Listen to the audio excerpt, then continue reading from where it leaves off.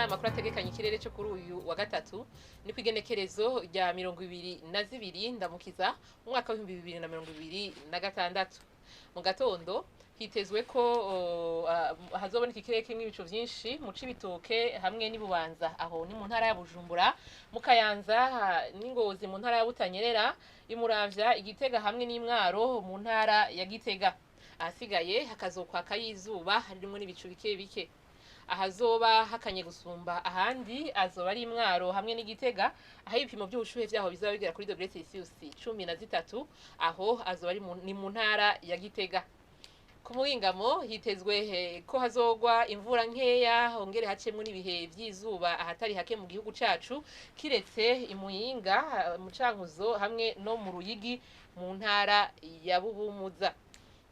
Ahazoba hashushe gusumba ahandi azoba ari mu Cibitoke mu ntara ya Bujumbura, aho ibipimo by'ubushuhe vyaho bizaba bigera kuri degrees Celsius 30.